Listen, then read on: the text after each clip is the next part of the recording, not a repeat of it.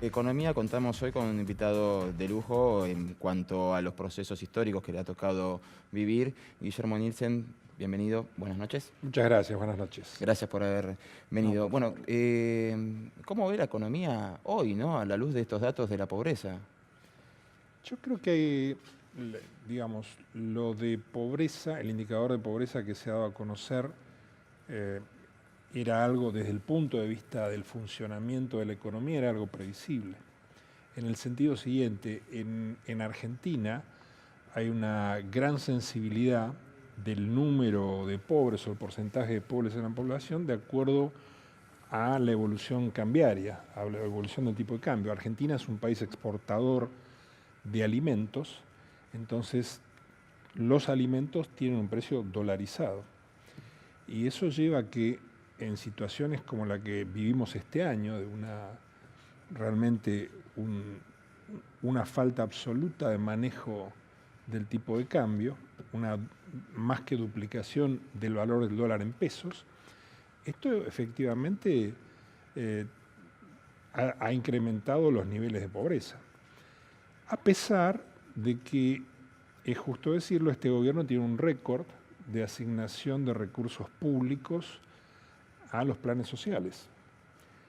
Pero ahí creo que hay algo que está ocurriendo desde hace tiempo, pero mucho más ahora, donde no se discute seriamente el diseño de los planes sociales. Bueno, pero eso también representa una falla. Si no hay una baja en los planes sociales, quiere decir que algo no está funcionando. No, yo creo que es más grave todavía.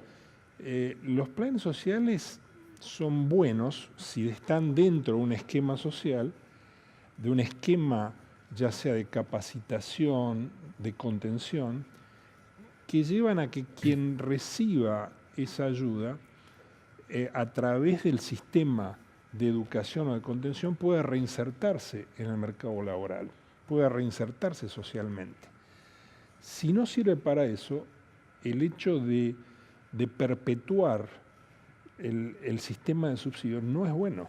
No es bueno para la persona que lo recibe, no es bueno para sus hijos. Y Y aparte es una acá, forma muy elegante de llamarle limosna mensual exactamente, si no se hay hace una algo a especie de cambio. limosna mensual y ahí es donde hay un Estado ausente. O sea, es como No, una no es paradoja, querer estar presente y se está querer estar ausente al mismo presente tiempo. y a la vez se está ausente porque no hay un diseño ni un esfuerzo de manera tal de traccionar y sobre todo, ¿saben qué? De romper la dependencia intergeneracional de los subsidios, que es Sí, estamos hablando gravísimo. ya de pobreza estructural, ¿no? De Estamos chicos en que una vieron a sus pobreza, padres y a sus claro, abuelos. claro. Entonces, eso me parece es muy grave y yo noto que no se discute esto. Se habla mucho de los planes sociales, hay una maquinaria mediática muy fuerte alrededor de la ministra Carolina Stanley, pero yo no la he escuchado pronunciarse con respecto a esto en los 3 años de gobierno. Usted dijo hace poco que la economía argentina la maneja el Fondo Monetario Internacional. Sí, no es lo que yo digo, es la realidad. ¿En Y base a qué? en base primero a los documentos que se firmaron y se acordaron con el fondo. En uno de los documentos se establece qué información económica se debe enviar a Washington diariamente, qué información se debe enviar a Washington semanalmente y qué información tiene que ir a Washington mensualmente. La verdad, yo negocié 2 acuerdos con el fondo. Dos. Yo nunca vi, porque uno, además de los que yo negocié, obviamente yo me informaba de cómo habían sido los esquemas anteriores. Yo nunca vi eso. Yo noto que la gestión económica ha tenido una actitud absolutamente pasiva respecto al Fondo Monetario y lo estamos pagando muy caro. ¿Y cuál sería el interés del Fondo Monetario Internacional en depositar el préstamo más alto de su historia, de hacer 2 acuerdos, porque el primero se cayó, o sea, no Sí. se cumplió, hacer un segundo acuerdo e insistir en Argentina y encima controlar tanto la economía? O sea, ¿qué tipo de Bueno, interés controlar la debe haber? economía porque desde ya ellos ponen la plata y quieren asegurarse de que puedan recuperar la plata. O sea, es lógico que un prestamista tan importante como es el Fondo Monetario quiera asegurarse de que se le va a repagar. Pero es eso lo que quiere asegurarse. No es que se quiere asegurar que la economía argentina crezca, que la economía argentina se desarrolle. Eso no entra en los objetivos. Ahora, de todas maneras, acá esto ya está jugado, ¿no es cierto? Desde la forma en que se llevó esto al Fondo Monetario y lo que ocurrió dentro del directorio del fondo fue también muy ilustrativo, porque en realidad se aprobó el segundo acuerdo en contra de la opinión de la mayoría de las sillas europeas. Sillas se le llama en el directorio, sí, a los grupos del país están representados por directores, ¿no? Bueno, no estaban de acuerdo porque se había caído el primer acuerdo ante todo. Pero bueno, Trump se impuso. Ahora, fíjense ustedes lo que sucede en otro organismo multilateral como es OCDE, donde los europeos tienen mayor fuerza, tienen mayor poder. No es estamos tanto golpeando Estados la puerta Unidos. hace rato. Y ahí la puerta no se abre. ¿Usted firmó una carta en contra del acuerdo? No, yo no firmé una carta. ¿No firmó? No, yo no firmé una carta. ¿Hubo un malentendido ahí? Hubo una reacción muy fuerte de gente que básicamente no entiende nada. No entiende nada. Claro, cuando la carta es una carta que manda el presidente de la Comisión de Economía del Partido Justicialista, que es Guillermo Moreno. Sí. Guillermo Moreno ofrece 3 integrantes de la comisión para dialogar con el fondo. ¿Dialogar por qué? Y esto es lo que no se entendió y me parece que es el núcleo de la carta. Cuando el presidente Macri lanza ese spot de 1 minuto 40 anunciando que ya tiene un acuerdo con el fondo por el cual se adelantan los desembolsos. Que todavía no existía. Que desde ya que no existía, pero al final salió como él anunció, o sea, sí, se adelantaron los desembolsos. ¿Qué es lo que hizo el presidente Macri con esa movida? Lo que hizo fue obligar a que el próximo presidente, que no sabemos quién es, por ahí es el mismo, por ahí es reelecto y por ahí es el mismo, pero institucionalmente lo que hay que ver es que con esa movida obliga a que el próximo presidente tenga que ir al Fondo Monetario Internacional, porque queda desfinanciado. Es un stand-by que deja desfinanciado al próximo gobierno. Bueno, la reacción fue que nosotros empujábamos al default, que no querían que Argentina recibiera los fondos. Nada de eso. ¿Usted estaba de acuerdo con el acuerdo con el fondo? O... No, para nada. Para nada. Yo creo que, en principio, fue un acuerdo innecesario. ¿Por qué? ¿Había margen para evitar tener que ir al fondo. Sobre todo un país... Hay muchas cosas. Esto es una decisión de alta densidad, es una decisión de alta política. Y a mí me parece que el gobierno en esto, como en otras cosas, se movió con una frivolidad muy grande. O sea, se asustaron y salieron corriendo para el fondo.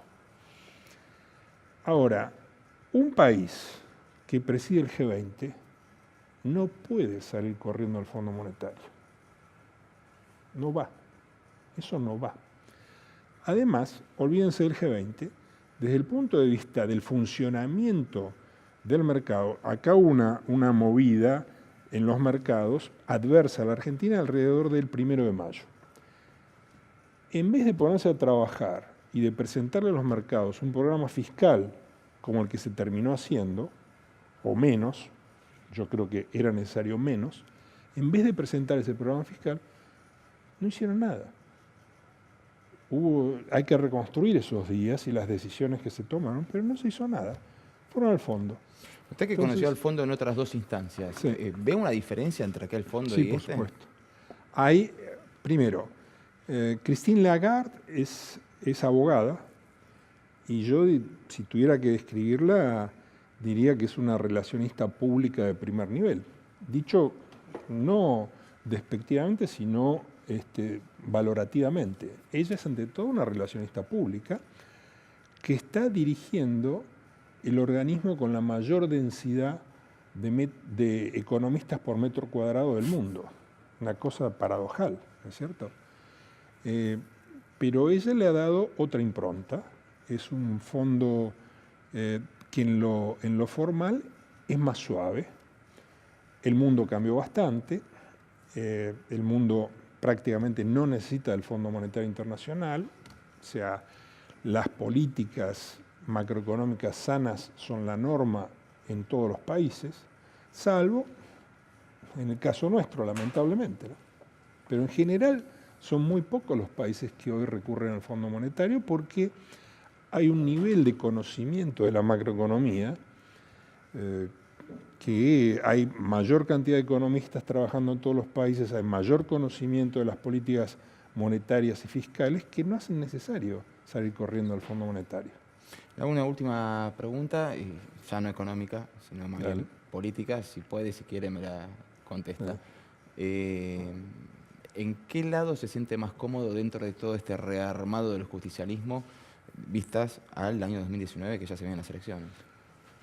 Bueno, yo creo, primero, y estaba viendo con mucha atención la movida de un sector del radicalismo, porque yo, si hay algo que me refiere en mi historia personal, es Alfonsín, ¿no es cierto? Yo soy, digamos, doctrinariamente formo parte de algo que ya no existe, que es el alfonsinismo. O sea, de todas maneras, los cargos más importantes en la función pública los he tenido con el peronismo. Sí.